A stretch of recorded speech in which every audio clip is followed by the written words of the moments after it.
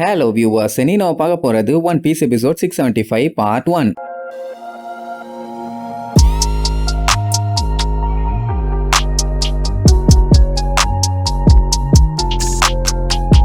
Open பண்ணா போன பாட்டுல நம்ம உசோப்பு நான் தாண்டா லெஜெண்டரி ஹீரோன்னு சொல்லி ஒரே போட்டதுல அந்த ட்ரெபோலு 3 பீஸா சும்மா பிச்சுக்கிட்டு வந்து விழுந்தால அப்படி அவன் ஒரு சம்பவத்தை பண்ணிட்டு சும்மா மாசா போஸ்ட் கொடுத்தத பார்த்த உடனே உசோப்பு தான் ஹீரோன்னு முடிவே பண்ணிட்டாங்க. என்ன பையன் ஒரே அடியில மாஸ்க் காட்டிட்டான்ல, எல்லாம் உசோலாண்டுன்னு பயங்கரமா கத்திட்டு இருந்த உடனே சரி ரைட்டு இனி இருக்கிறது அவன் மட்டும்தான், பாவம் சின்ன பண்ணா போயிட்டா, அதனால வெறித்தனமா அட்டாக் பண்ண வேண்டாம்னு நினைச்சேன். இருக்கிற நிலைமைய பார்த்தா நான் பண்ணி தான் ஆகணும் போல, வேற வழி இல்ல. இந்த டடபபஸ்கோ கிரேப்ப எப்படியாச்சும் அவ வாயில நான் போட்டே ஆகணும் அப்படின்னு கிறுக்குத்தனமா அவகிட்டே எல்லா விஷயத்தையும் சொல்லிடுவான். அவ ட்ரெபோல பார்த்துட்டு ஏண்டா சப்ப பீஸு ஒரே அடியில மல்லாக்க கவுந்துட்டு உன்னை பெரிய பிஸ்தான்னு நினைச்சிட்டு இருந்தேன், இப்படி பொசுக்குன்னு செத்து போயிட்டியாம்பா. உடனே நான் ஒன்னும் சாகல குட்டி குரங்குன்னு பிரிஞ்ச பீஸ் எல்லாம் ஏதோ சகதி தெரிச்சு வர மாதிரி அப்படியே ஒன்னா சேர்ந்து மறுபடியும் அந்த அலங்கோலமான மூஞ்சோட வந்து நிப்பான். என்னடா இவன் என்னென்னமோ பண்றானேன்னு உசோப்பு பீதியாவானா. உடனே காஞ்சூரிங் பேய மாதிரியே தலைய திருக்கிக்கிட்டே தம்புடு நீ அப்படியே ஓடி இருந்தி நான் வாச்சு தப்பிச்சிருக்கலாம், ஆனா லூசுத்தனமா ரிட்டன் வந்து கடைசியில என் கையால சாக போறியே, இதெல்லாம் நோக்கு தேவைதானான்னு அட்டாக் பண்ணுவான். உடனே உசோப்பா அடிச்சு திருச்சி எஸ்கேப் ஆகி ஓடுவான். ஏன்னா அவனோட அட்டாக் எப்படி இருக்கும்னு தெரியும், நின்னு வேடிக்கையா பார்க்க முடியும். அதே நேரம் இங்க சூட் சேம்பர்ல இருக்க டோஃப்ளமிங்கோக்கு ஒரு ரிப்போர்ட் வரும், அதாவது இவன் ஃபர்ஸ்ட் ஃப்ளோர்ல இருக்கான்னு.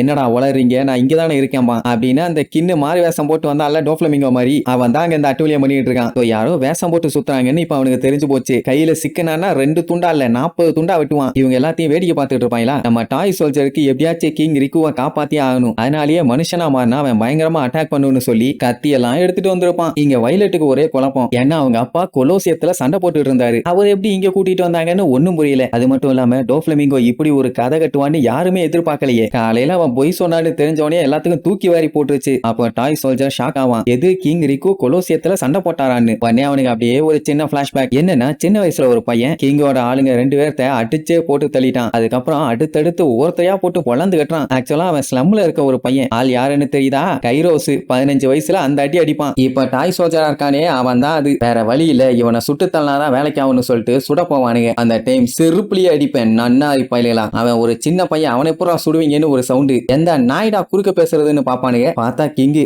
ஐயோ அவசரப்பட்டு வாய விட்டமேன்னு அப்படியே சைலண்ட் ஆயிடுவானுங்க. அவரு நேரா அவங்கிட்ட போவாரு, அவங்கிட்ட எல்லாம் போகாதையா கண்ணா பின்னான்னு அடிக்கிறான் டேஞ்சருமானுங்க. ஆனா கிங்கு அதெல்லாம் கண்டுக்காம அவரு பாட்டுக்கு அவன் பக்கம் போவாரு. அவன் தெளிவா சொல்லிடுவான், என் பக்கத்துல வராத, கிங்கு பங்குலாம் நான் பார்க்கவே மாட்டேன், பொங்குன்னு வாயில ஒரே போடு வாய பொழந்துடுவேன் பான. அப்பவுமே கிங் அவர் பாட்டுக்கு போன உடனே இனி இவங்கிட்ட பேசி வேலைக்கு ஆகாதுன்னு ஒரு ஜம்ப போட்டு அவன் கையில ஆணி அடிச்சு வச்சிருக்க அந்த உருட்டுக்கட்டையை வச்சு ஒரே அடி கிங் அப்படியே சாஷ்டாங்கமா அவன் காலில் வந்துருவாரு. எதுக்கு மேல விட முடியாது, கிங்கையே அட்டாக் பண்ணிட்டான், ஓபன் ஃபயர், சல்லடையா அவனை சலிச்சு தள்ளுங்கடா அப்படின்னு கன் எடுத்து அவனை சுட போவாங்க. கிங் இருந்துகிட்டு தோட்டப்பக்கட்டைய பிச்சை அடிப்பேன், நான் ஏதாச்சும் பண்ணுங்கடான்னு உங்ககிட்ட சொன்னானா, இல்ல அதனால மூடிக்கிட்டு கண்ணை கீழே இருக்குங்க, இல்லன்னா பீச்சு போடுவேன் பீச்சேம்பா. அதுக்கப்புறம் கிங் அந்த பையன்கிட்ட தான் பேசுவாரு, அதுவும் மண்டையில ரத்தம் ஒழுக இந்த மாதிரி நிறைய பேர் அடிச்சு தெரிக்க விட்டுருக்கேன்னு கேள்விப்பட்டேன், நீ அடிச்சல பாதி பேரு கிட்ட பாதிக்கப்பட்டிருக்காங்க, 2 பேரு செத்து போயிட்டாங்கடா, ஏன்டா அப்படி பண்ணன்னு கேட்டா அவன் பெஸ்ட் ஃப்ரெண்ட கொன்னுட்டானுங்களாமா, அதனாலதான் ரிவெஞ்ச் எடுத்து போய் சண்டை போட்டு அவனுங்களை போட்டு தள்ளி இருக்கான். உடனே கிங் இருந்துகிட்டு நீ என்ன பீஸ்டா, உன் இஷ்டத்துக்கு வழியில வரவங்க எல்லாத்தையுமே அடிச்சு தள்ளிட்டு இருக்க, அறிவு இருக்கான்னு கேப்பாரு. யா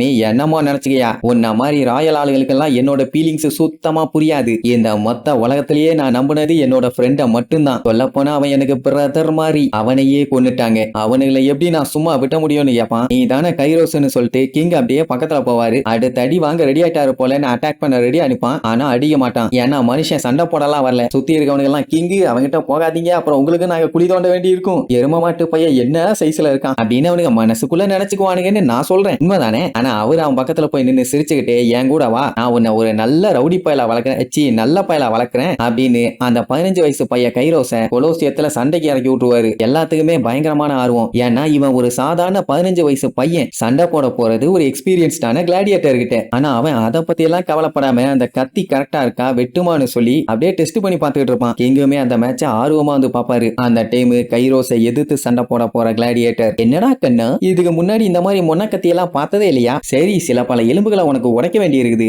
அதை மட்டும் நான் உடச்சு விட்டு அனுப்பிடுறேன்னு ஓங்கி வெட்டுவான். அப்படியே அவன் ஒரு பேக் பெல்ட்டிய போட்டு ஒரே அடி அந்த ஷீல்ட் எல்லாம் உடஞ்சி அந்த கிளாடியேட்டர் ஒரே அட்டாக்ல காலி. எல்லாரும் அப்படியே ஷாக் ஆயிருவாங்க. நினைப்பாங்க என்னடா இது சண்டைய ஆரம்பிக்கிறதுக்குள்ளேயே அந்த கைரோஸ் முடிச்சிட்டானேன்னு. 15 வயசு பையன் இப்படா இப்படி பண்ணான்னு யாராலையுமே நம்ப முடியல. அலி அந்த மட்டையானவனை போய் மறுபடியும் நான் அடிச்சே தீர்வேன்னு வெறிகொண்டு நிப்பான். வேண்டாண்டா வேண்டாண்டான்னு எவ்வளவு சொன்னாலும் கேட்க மாட்டான். அவ்வளவு வெறி. இங்க கூட இருக்கவனுங்க எல்லாம் மிரண்டுவானுங்க. ஏன்னா அவனுக்கு கொடுத்தது மொன்ன கத்தி சும்மா டெஸ்ட் பண்ணி பார்க்கதான். ஆனா அதுலயே ஆப்பனன்ட் இந்த பொழந்திருக்கான்னா நல்ல கத்தியை மட்டும் கொடுத்துருந்தோம் நடுவு மண்டையிலேயே இறக்கி 2ஆ பொழந்திருப்பான். இவ்வளவு கொடூரமா இருக்கானேன்னு பீதி. இதுல காமெடி என்னன்னா அடுத்தடுத்து நடந்த மேட்ச்ல சண்டை போட்டு ஒரு செல்லுல இருக்க மொத்த கிளாடியேட்டர்ஸையுமே கொண்டுட்டான். அது மட்டும் இல்லாம 6 நாளா சாப்பிடாம கிங் ரிக்குவ பார்த்தே ஆகணும் கூப்பிடுங்கன்னு கத்திட்டு இருக்கான். சரி ரைட்டுன்னு கிங்குக்கும் வேற வழி இல்லாம என்னப்பா கைரோஸ் என்ன மேட்டர்னு போய் கேட்டா என்ன வச்சு நீ என்ன பண்ண போற அப்படின்னு என்னைய கொல்லணும்னா தாராளமா இப்பவே இங்கே கொன்று சுட்டு கொல்லு வெட்டி கொல்லு எப்படியோ கொல்லு அது ஓ இஷ்டம். ஆனா கொன்னு இருப்பான். அவ்வளவு ஆர்வமா நீ சாக ஆசைப்படுறீன்னா ஏதோ தப்பு பண்ணிருக்க அதுக்காக வருத்தப்படுறியான்னு கேட்டா அவன் எது வருத்தப்படுறதா நான் நீ மத்தவங்க மாதிரி இல்ல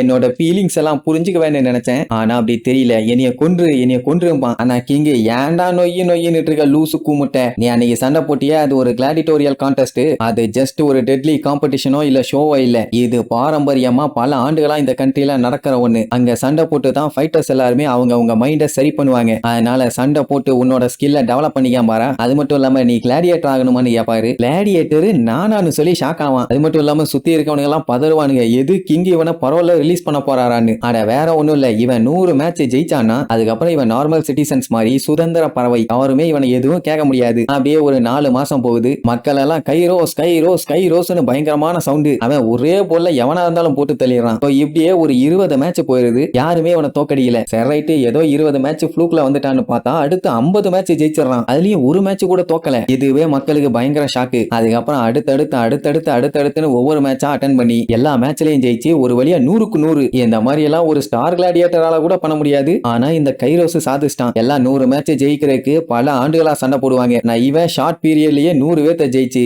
அவனோட ஃப்ரீடத்தையும் ஜெயிச்சுட்டான். அவனுக்கு சந்தோஷம் தாங்க முடியல. காட்டுத்தனமா கத்திட்டு இருப்பானா. அப்ப மக்கள் எல்லாம் பார்த்துட்டு எப்படி ஒருத்தன் இவ்வளவு ஸ்ட்ராங்கா இருக்க முடியும். இவன் கொலகாரன் இவெல்லாம் வெளியே வரக்கூடாது. இவன் மட்டும் வெளியில வந்தான்னா எத்தனை பேர்த்த கொல்லுவானே சொல்ல முடியாது. அப்படி இப்படின்னு சொல்லி இவன் எல்லாம் தெருவுக்கே வரக்கூடாதுன்னு அவனை காட்டுத்தனமா திட்டி கத்துன்னு கத்திட்டு இருப்பாங்க. இதுல வேற அவனை ரிலீஸ் பண்ணக்கூடாதுன்னு வேற சொல்லுவாங்க. அவ்வளவு நேரம் ஜெயிச்சதை கொண்டாடிட்டு இருந்த கைரோஸ் இப்போ செம காண்டாயி நேரா ஜெயிலுக்கே போயிருவான். ஏன்டா ஏங்க வந்துட்ட உனக்கு தான் ஃப்ரீடம் கொடுத்தாச்சே நீ தான் போலாமேன்னு சொன்னா என்ன வேண்டான்னு சொல்ற மக்கள்கிட்ட நான் போக விரும்பலாம்பா. உடனே கிங்கு கிண்டல் பண்ணுவான். என்னமோ இதுக்கு முன்னாடி உன்னைய வெத்தலை பார்க்க வச்சு வாங்கன்னு கூப்பிட்ட மாதிரியும் இப்ப வேண்டான்னு சொன்ன மாதிரி எல்லாம் பில்டப் பண்றாமா. போடாடேன்ட்டு அவன் பாட்டுக்கு போயிருவான். அதுக்கப்புறம் பணியில நின்று பயங்கரமான பிராக்டிஸ். அந்த டைம் அவனுக்கு ஒரு விஷயம் மட்டும் நல்லா ரியலைஸ் ஆகும். என்னன்னா கூண்டுக்குள்ள இருக்கிற வரைக்கும் தான் இவன் பீஸ்டா இருக்கிறத எல்லாமே ரசிக்கிறாங்களே தவிர கூண்டை விட்டு வெளியில வந்தான்னா இவனை ஒரு கொலகாரனா தான் பாக்குறாங்க. அப்படின்னா இவன் போறதுக்கு தான் இடமே இல்லையே.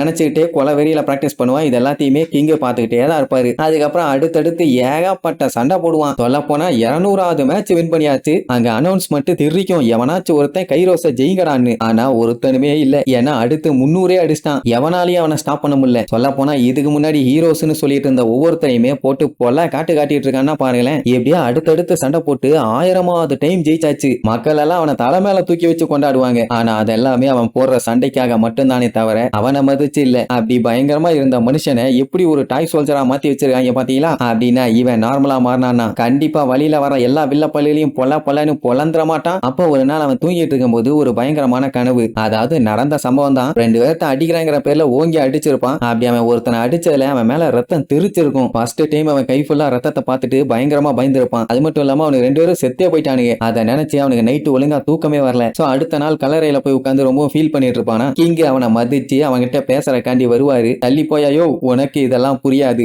எங்க போனாலுமே என்ன ஒரு பீஸ்டா தான் பாப்பாங்க. ஏன்னா நான் இவங்களை கொன்னுட்டேன்னு சொல்லி கதறி அழுவான். இப்போதைக்கு அவனோட ஆசை என்னன்னா அவனை எல்லாருமே மறந்துடணும். ஒரு நார்மலான வாழ்க்கையை வாழணும். அவ்வளவுதான். அதுக்காக கண்ணா பின்னான்னு தேம்பி அழுதுட்டு இருப்பான். அவ்வளவுதான். நெக்ஸ்ட் எபிசோட்ல மீட் பண்ணலாம். டாடா.